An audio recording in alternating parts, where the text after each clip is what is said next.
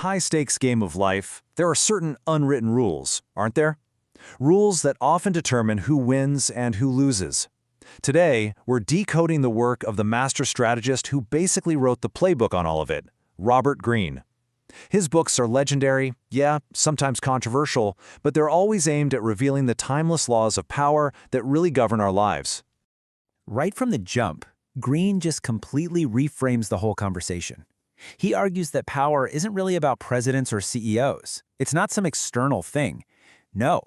He says it's an internal, deeply human feeling, that sense that you have a degree of control over your own life. So here's our roadmap for today. We're going to start with his core ideas on power, then shift to the subtle art of seduction. From there, we'll explore what he calls the ultimate power, mastery. And we'll finish with what might be the most profound law of all, resilience, something he learned in the face of absolute tragedy. Okay, first up, the timeless game of power. Greene's whole argument is that whether we want to admit it or not, we are all players in this game. These dynamics of influence are absolutely everywhere, from the boardroom to your family dinner table. The key isn't to be ruthless, it's just to be aware. And this brings us to a really crucial distinction. See, Greene's definition of power isn't about dominating people. True power, the kind that actually lasts, is about self-mastery. Think about it. If you can't control your own emotions, your own reactions, how can you possibly hope to control anything in your environment? This chart really lays out the difference perfectly. So often we chase that external power, the title, the status, and that stuff can be incredibly fleeting. But internal power, your self-awareness, your patience, your strategic mind, that's what makes you resilient. That's the power no one can ever take away from you. You know, Greene gets a lot of criticism for the supposed darkness of his 48 laws, but he always insists they are primarily defensive. They're meant to be a shield. He actually wrote them after making some really painful mistakes in his own career, getting fired for being too naive. Understanding these dynamics is what spares you that kind of pain. So let's look at a couple of examples. First, why shouldn't you put too much trust in friends at work? Well, it's because emotions just confuse the issue. Work requires practical results, not just good vibes from your buddies. And second, why conceal your intentions? In a competitive world, revealing your entire game plan from the start can be totally counterproductive. It's about strategic awareness, not being deceitful 24/7. All right, our second pillar builds on this idea, seduction. Now for Greene, this has very little to do with romance. He sees it as a high form of power. And why is that? Because it makes people want to do what you want them to do, by making them feel pleasure and lowering their natural defenses. So what's the big secret? It's actually incredibly simple. Be outer-directed. Just think about it for a second. How often are you truly present in a conversation versus just kind of waiting for your turn to talk? The key is to stop that internal monologue that, do they like me? Am I saying the right thing? And instead, just absorb yourself in the other person. Really listen to them. Enter their world. This is so rare that it's incredibly, incredibly powerful. And this brings us to a critical distinction. We tend to confuse these two very different qualities all the time. So, in the context of seduction, what is it that makes one so attractive and the other so, well, repellent? Vulnerability is seductive because it signals an openness. The root of the word actually means a wound, and showing that wound makes people want to connect with you to help.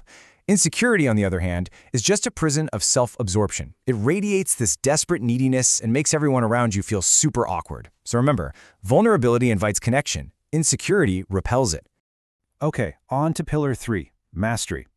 Greene wrote this book because he was getting worried that people were focusing only on the social games and forgetting how to actually build things. Mastery, developing a truly high-level skill, is what he considers the ultimate, most respectable form of power there is. Greene makes this great case that the advice to follow your passion is deeply flawed. And why? Because passion is a fleeting emotion, and it implies the work should always be fun. Real mastery requires pushing through years of boredom and just plain tedious work. A life's task, as he calls it, is a much deeper connection to a field that gives you a solid direction for your entire life. So, the path to mastery begins with an apprenticeship. First, you're just a sponge, observing the rules and the culture of your chosen field. Then, you acquire skills through hands-on practice, prioritizing learning above everything else. And finally, you start to experiment, finding your own unique voice within that discipline.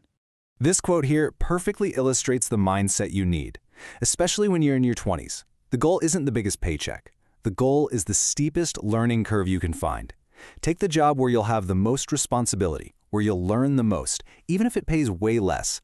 That investment in skill will pay dividends for decades to come.